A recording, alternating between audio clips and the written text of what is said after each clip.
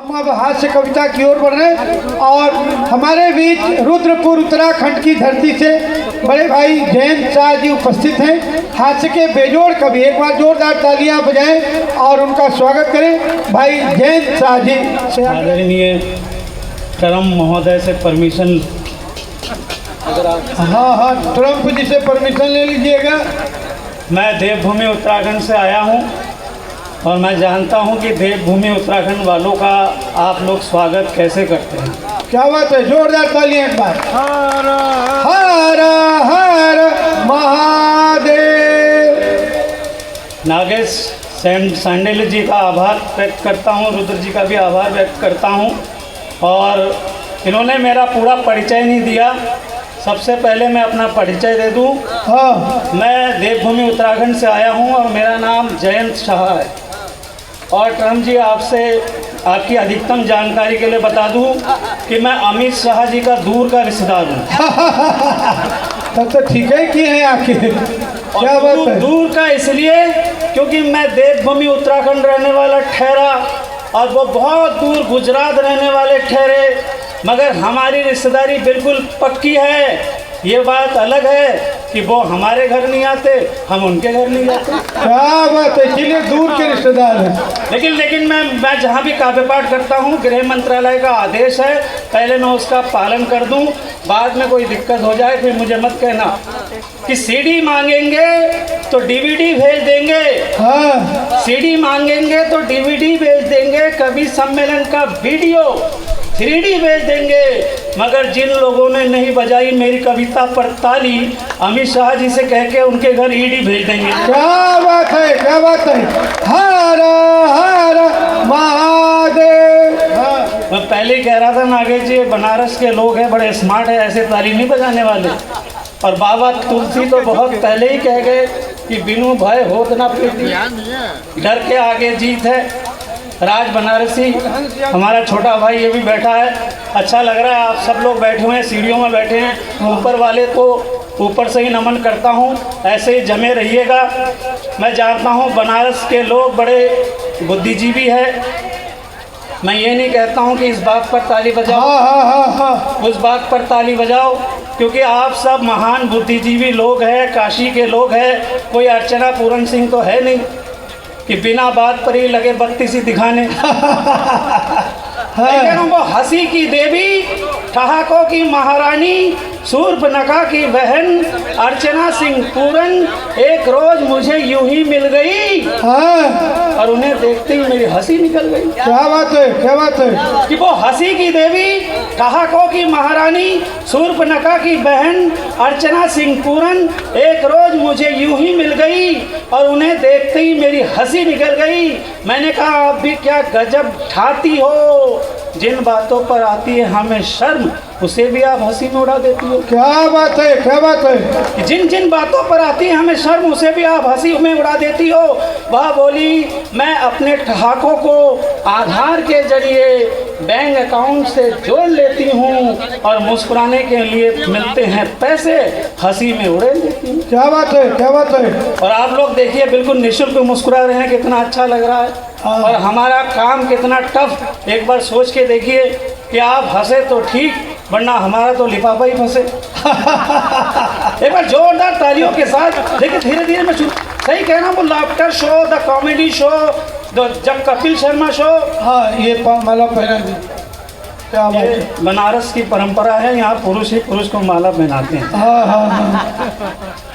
तो सही कह रहा हूँ, वो लाफ्टर शो, कॉमेडी शो, वो द कपिल शर्मा शो, उसमें होता क्या है? हाँ, वो लाफ्टर शो, कॉमेडी शो, वो द कपिल शर्मा शो में दरअसल होता क्या है? वहाँ होता है प्री मैच्योर ऑडियंस की उपस्थिति, स्क्रिप्ट राइटिंग और उसके बाद एडिटिंग पर एडिटिंग होती है, तब जाकर के छनकर निकल आ पाती है हंसी। यहाँ तो हम आपके सामने लाइव खड़े हैं, फिर आपके मुस्कुराने में क्या जाता है? क्या किसी गरीब के पेट पे लात मारने में आपको मजा आता है? बहुत अच्छा है भाई, बहुत अच्छा है। लेकिन मैं हास्य महंगा कवि हूँ। मैं तो वीर रस की पाकिस्तान और चाइना की बात करूँगा ही नहीं। एक क्या करना, एक वो पिद्दी सा देश और दूसरा वो जिनकी पिद्दी सी आँखें। मैं सही कह रहा हूँ, वो तीन देश के लोग बैठ करके बियर पी रहे थे, एक पाकिस्तानी, एक चाइनीज और एक इंडियन भी था आपके बनारस का। 3 देश के लोग बैठ करके बियर पी रहे थे। वो एक एक पैक पीने के बाद पाकिस्तानी को आया जोश, उसने बियर की बोतल को हवा में उछाला, जेब से पिस्तौल निकाली और बियर की बोतल को हवा में फोड़ते हुए कहा, हमारा अंदाज है जिस बोतल से एक बार पी लेते हैं दोबारा हाथ नहीं लगाते। क्या बात है, क्या बात है। अब वो चाइनीज़ को ये स्टाइल अच्छा लगा, उसे भी कुछ करना था, उसने गिलास को ही हवा में उछाल दिया, जेब से पिस्तौल निकाली और गिलास को हवा में फोड़ते हुए कहा, हमारा स्टाइल है जिस गिलास से एक बार पी लेते हैं उसको दोबारा हाथ नहीं लगाते। अब बारी आई इंडियन की, इंडियन था बनारस का, यहाँ से वहाँ तक मुझे स्टार्ट कर देना। अब बारी आई इंडियन की, इंडियन था बनारस का, उसने प्लेट को हवा में उछाला, जेब से पिस्तौल निकाली और पाकिस्तानी और चाइनीज़ को गोली से भूनते हुए कहा, हमारा अंदाज है जिसके साथ एक बार बैठ जाते हैं दोबारा नहीं बैठते। क्या बात है, क्या बात है। हर हर महादेव, जय हो, जय हो। भाई साहब हमारा काम ऐसे ही चल जाता है तो लंबी लंबी कविता क्यों लिखे। हाँ हाँ हाँ। मैं हास्य व्यंग का कवि हूँ। अगर मैं प्यार मोहब्बत की बात करूँ तो क्या रंग आता है उसका देखिए। आज नहीं, बरसों पहले हमने भी मोहब्बत की कविताएं लिखी थी, जैसे ये गज़लकार कह रहे थे। तो देखिए हास्य व्यंग का कवि अगर मोहब्बत की बात करे तो कैसे होता है व्यंग को पकड़ना। व्यंग का मतलब क्या होता है, इशारों में बात होती है। वो एक आदमी आकर के भाषण दे रहा था कि हीरा हीरे को काटता है, लोहा लोहे को काटता है, इतने में कुत्ता आया और उसी को काट के चला गया। क्या बात है। तो व्यंग की भाषा समझना कि वैलेंटाइन पर किसी लड़की को देकर उपहार, कुछ इस तरह से किया मैंने प्यार का इजहार, ओ मेरी गूगल की खोज, एफबी पर नित्य नित्य बदलती पोज, जब से सर्च किया है मैंने तुम्हारा प्रोफाइल, मेरा दिल वाइब्रेशन में आ गया जैसे कि मोबाइल। कि वैलेंटाइन पर किसी लड़की को देकर उपहार, कुछ इस तरह से किया मैंने प्यार का इजहार, हाँ। ओ मेरी गूगल की खोज, एफबी पर नित्य नित्य बदलती पोज, जब से सर्च किया है मैंने तुम्हारा प्रोफाइल, मेरा दिल वाइब्रेशन में आ गया जैसे कि मोबाइल। और प्यार के वायरस अचानक शिवसेना की तरह बगावत पे उतारू हो गए हैं। तुम अब जितनी बार भी दबा लो नोटा, ईवीएम के अकॉर्डिंग अगले 5 साल तक हम तुम्हारे हो गए हैं। क्या बात है, क्या बात है। तो हम हास्य के कवि है साहब, हम तो इतनी लंबी चौड़ी गारंटी देते नहीं जैसे गीतकार गजलकार देते हैं। हाँ। ये लोग कहते हैं ना कि हमने दिल से लिखी, सुनो सुनो हमने जिगर से ये पंक्तियाँ लिखी। कोई दिल से और जिगर से कुछ नहीं लिखता है साहब, लिखता है कलम से। लेकिन इनका अंदाज है। ये लोग क्या कहते हैं, 100 साल पहले मुझे तुमसे प्यार था, आज भी है और कल भी रहेगा। और इतनी लंबी गारंटी तो मोदी सरकार नहीं दे रही है जितना ये गीतकार लोग दे रहे हैं। हम तो लाफ्टर वाले हैं और महान कॉमेडियन किशोर दा के भक्त हैं, जो बहुत पहले ही कह के गए कि पल भर के लिए कोई हमें प्यार कर ले, झूठा ही सही। हाँ। तब कहना चाहता हूँ, तो हम हास्य कवियों की साहब मैरिज, लव मैरिज तो होती नहीं है, अरेंज मैरिज होती है।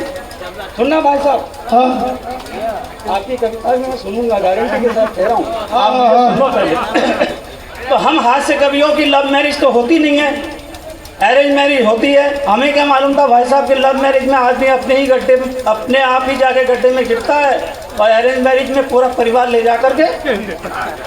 मगर लव मैरिज और अरेंज मैरिज की दूसरी व्याख्या भी हो सकती है। हमें नहीं मालूम था कि लव मैरिज में, शादी के बाद पता लगा कि लव मैरिज में आदमी अपनी ही प्रेमिका से शादी करता है, और अरेंज मैरिज में क्या बात है, क्या बात है, क्या बात है। यहाँ से वहाँ तक तालियां बजे। हाँ, क्या बात है, बहुत अच्छा है भाई। सही कह रहा हूँ भाई साहब, मैं आपको इतनी सुना रहा हूँ, मैं कविता नहीं हाँ सुना रहा हूँ। हाँ हाँ, क्या बात है। तो ये भाई बहुत बड़े बड़े कवि आए हैं, ये सुनाएंगे, मैं आपको इतनी सुना रहा हूँ। हाँ। शादी की पहली रात को ही मैंने अपनी श्रीमती से कहा, जैसे कि आप सब जानते हैं कवि के जीवन में क्या है। हाँ। तो मैंने कहा तुम मेरी साधना हो, तुम मेरी आराधना हो, तुम मेरी पूजा हो, तुम मेरी आरती हो, तुम मेरी प्रेरणा हो, तुम मेरी कल्पना हो।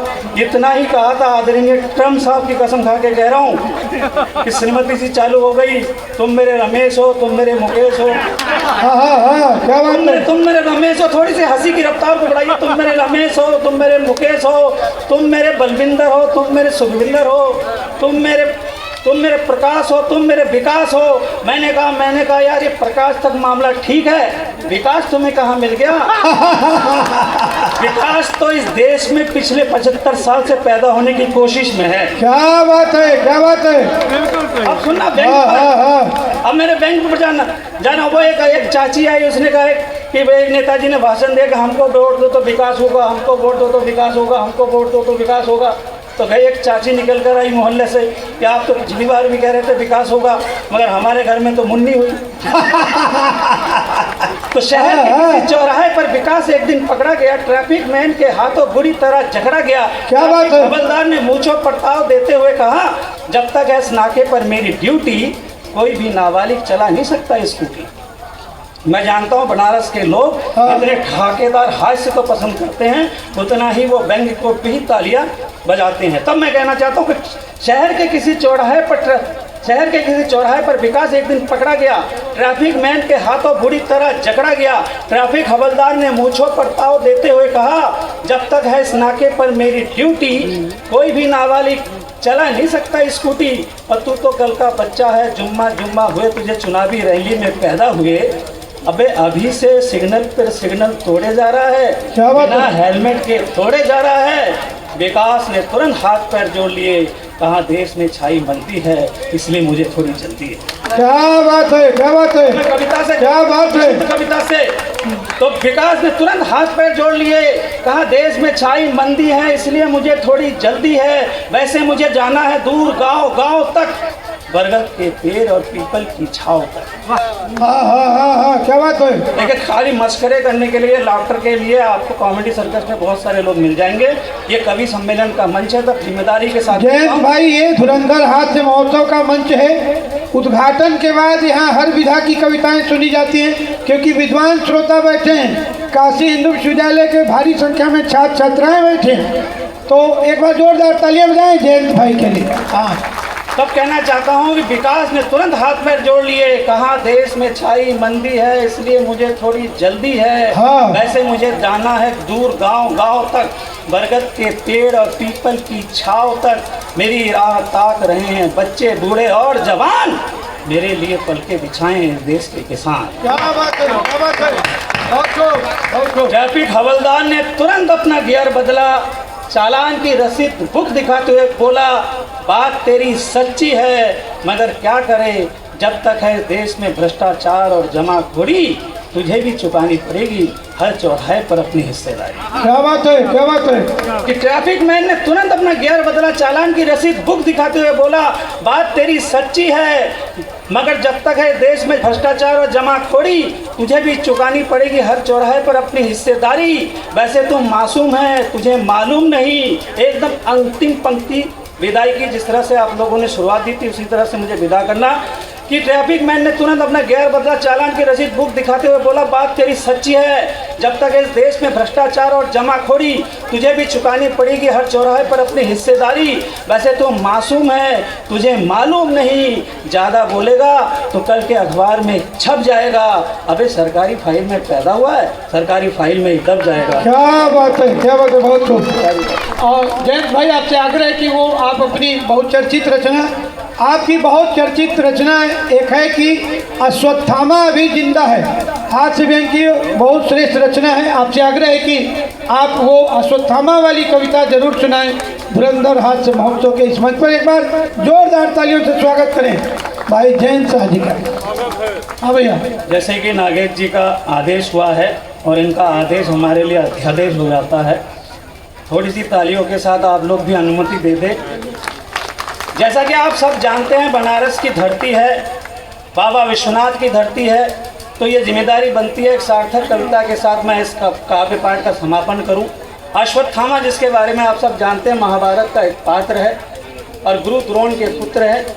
और ऐसी जनश्रुति है कि जब उनका जन्म हुआ था तो भगवान शिव ने उनको ऐसा वरदान दिया कि उनका वध देव, दानव, मानव, यहाँ तक कि पशु पक्षी भी नहीं कर सकते। हाँ। अश्वत्थामा अजर है, अमर है, मगर महाभारत के काल खंड में कुछ ऐसी घटनाएं घटी कि उन्होंने अपने पिताजी की बदला लेने के लिए सोते हुए पांडु शिशुओं की हत्या कर दी। तब श्री कृष्ण ने उनको अभिशाप दिया कि तुम जीवित रहोगे और तुम्हारे बदन से खून टपकता रहेगा, मांस गिरता रहेगा, तुम्हें मुक्ति नहीं मिलेगी। क्या बात है, क्या बात है। और तब से ये जनश्रुति है साहब कि अश्वत्थामा आज भी जिंदा है। बिल्कुल बिल्कुल। तो मैं वहाँ से कविता उठा, ये आध्यात्मिक कविता आप सुने व्यंग की। हाँ, एक बार थोड़ी सी तालियों के एक बार जोरदार तालियां। आप सबके चरणों में मैं ये कविता रखने जा रहा हूँ। प्रथम बार बनारस में इस कविता के लिए मैंने बहुत सारी यात्राएं की है। कि सुनो अश्वत्थामा, तुम रहोगे जीवित जब तक तहस नहस ना हो जाए पूरी सृष्टि। क्या बात है। और सूरज का आग उगलता हुआ गोला आकर ना गिरे तुम्हारे कलेजे पर। हाँ हाँ। कि सुनो अश्वत्थामा, तुम रहोगे जीवित जब तक तहस नहस ना हो जाए पूरी सृष्टि और सूरज का आग उगलता हुआ गोला आकर ना गिरे तुम्हारे कलेजे पर। सुनो अश्वत्थामा, तुम रहोगे जीवित मगर वरदान नहीं अभिशाप की तरह, बिना देह और बिना स्नेह के दर दर अपनी आत्मा का बोझ उठाए। क्या बात है, क्या बात है। कि सुनो अश्वत्थामा सुनो, तुम गुरु द्रोण के पुत्र थे, कौरव पांडव के सूत्र थे, शास्त्रों के परम ज्ञानी, ब्रह्मास्त्र के भी धनी, फिर तुमने कैसे धैर्य खोया, कायर बनकर शौर्य खोया। मैं जानता हूँ कि कविता थोड़ी गंभीर है, मनन की कविता, इसलिए तालियां नहीं आती, लेकिन मैं आपसे निवेदन कर दूं, अगर इस कविता पर जिन लोगों ने ताली नहीं बजाई और रात को वो घर लौटते हैं तो ऐसी जनश्रुति भी है कि अश्वत्थामा उनको पकड़ लेता है। क्या बात है, क्या बात है। हाँ, एक बार बजाई दीजिए। हाँ, एक बार जोरदार तालियां हो जाए यहाँ से लेकर वहाँ तक। सुनो अश्वत्थामा, तुम गुरु द्रोण के पुत्र थे, कौरव पांडव के सूत्र थे, शास्त्रों के परम ज्ञानी, ब्रह्मास्त्र के भी धनी, फिर तुमने कैसे धैर्य खोया, कायर बनकर शौर्य खोया। तुम्हें याद रहा केवल युधिष्ठिर का एक असत्य वचन, तुम भूल गए भरी सभा में एक नारी का चीरहरण। क्या बात है। मैं कोई भूमिका नहीं बनाऊंगा क्योंकि आप सब बुद्धिजीवी लोग हैं बैठे हुए हैं। कि तुम्हें याद रहा केवल युधिष्ठिर का सिर्फ असत्य वचन, तुम भूल गए भरी सभा में एक नारी का चीरहरण। तुम भूल गए दुशासन का दुस्साहस, दुर्योधन का अट्टहास, स्त्री जाति के गौरव पर अंगराज कर्ण का उपहास। क्या बात है। क्या बात, क्या बात। आभार बंदन। जितने लोगों ने तालियां बजाई, मैं देवभूमि उत्तराखंड पहुंचूंगा और उनको सूचित करूंगा कि गंगा जहां से निकलती है, जहां पहुंचती है, वहां भी मुझे बहुत प्रेम से सुना गया है। हाँ, एक बार जोरदार तालियां हो जाए भाई, लगे कि आप काशी के श्रोता हैं। हाँ, राजकर्ण का उपहास, तुम्हें याद रहा केवल, तुम भूल गए पांडवों का वनवास, अज्ञातवास, शकुनी की चाल, पुत्र मोह में थिरकते, थोड़ा माइक पे हो जाइए, थोड़ा माइक पे आगे, थोड़ा आगे बढ़ के। पुत्र मोह में थिरकते एक आत्मुक्त राजा के कदम तार। सुनो अश्वत्थामा, अगर सच्चे मित्र थे दुर्योधन के, युद्ध तो टाले होते। जब केशव मांगने आया था 5 गांव, कुछ तो बोले होते। क्या बात है, क्या बात है। जब केशव मांगने आया था 5 गांव, कुछ तो बोले होते। तुम्हें लगा हस्तिनापुर की आंख में तो पट्टी बंधी है, इसीलिए पूरी दुनिया ही यहाँ बहरी और अंधी है। क्या बात है। पड़ती हिंसा की ज्वाला में तुम्हें सच्चाई भी नहीं दिखाई। अरे सोते हुए पांडु शिशुओं पर तनिक दया भी नहीं आई। अरे निर्मोही, तुम रहोगे जीवित, नहीं मिलेगी तुम्हें मुक्ति की भीख, तुम रहोगे जीवित सुनने को अंतरात्मा की चीख।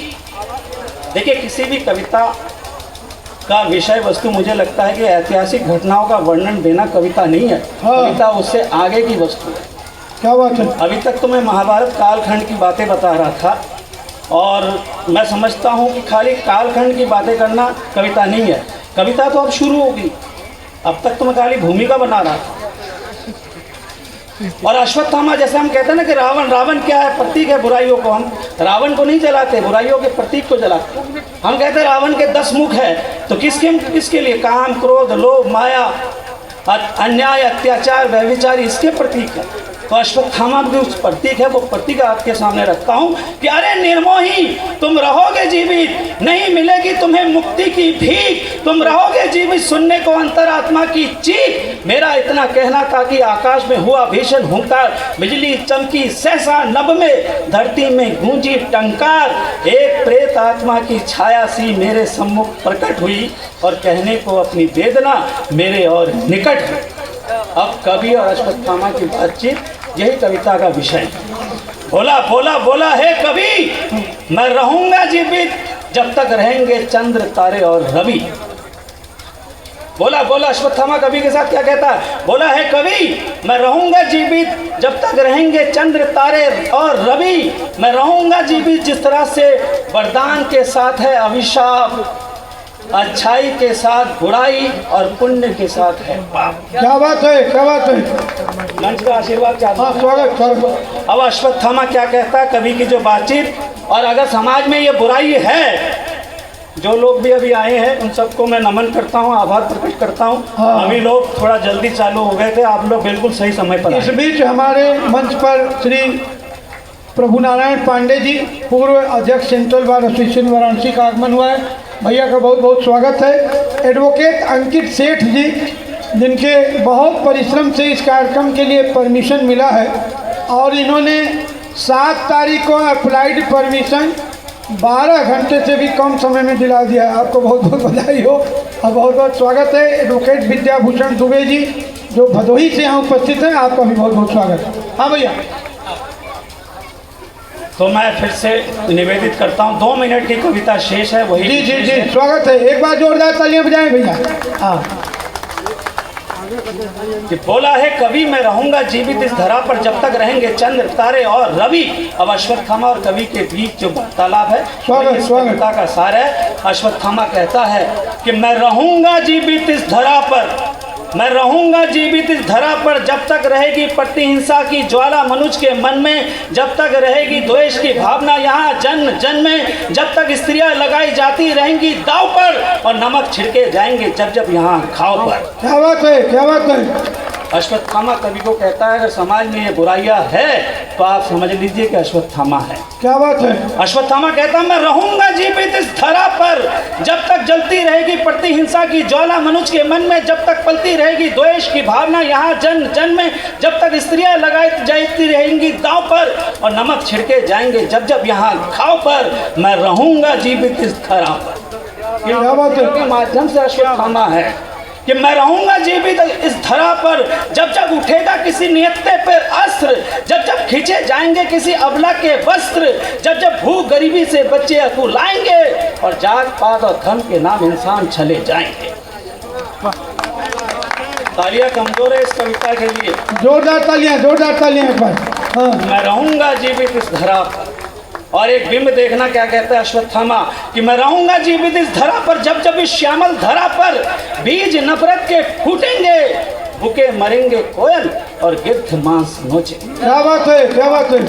मैं रहूंगा जीवित इस धरा पर, मैं रहूंगा। 2 घटनाओं का वर्णन करता हूँ, बिल्कुल कविता समापन की ओर है कि मैं रहूंगा जीवित इस धरा पर जब जब घटेगी निठारी सी घटना, निर्भया सा अपराध, क्या बात है। समझ लेना तुम्हारे भीतर आज भी हूँ मैं निर्विवाद। क्या बात है। ये कविता हो रही है, कविता हो रही है। धुरंधर हाथ से मौत। अरे अरे अरे, अरे मुझे मारने से पहले हाँ, झांक तो लेते अपनी अंतरात्मा को, मैं महाभारत का पात्र मात्र नहीं, पहचान तो लेते अपने भीतर के अश्वत्थामा। क्या बात है, क्या बात है। सहसा सहसा सहसा रुक सी गई समय की गति, बह अश्रु की धार, सुन सुनकर अविरल अश्वत्थामा की चीख पुकार। और एकदम आखिर की पंक्ति, बिल्कुल समापन की विदाई देना कि सहसा रुक सी गई समय की गति, बह अश्रु की धार, सुन सुनकर अविरल अश्वत्थामा की चीख पुकार। है लेखनी लज्जित, कलम भी शर्मिंदा है, क्योंकि अश्वत्थामा हमारे समाज में, आप में, हम में आज भी जिंदा है। क्या बात है, क्या बात है। हर हर महादेव। ये थे भाई जयंत शाह जी, रुद्रपुर उत्तराखंड की धरती से।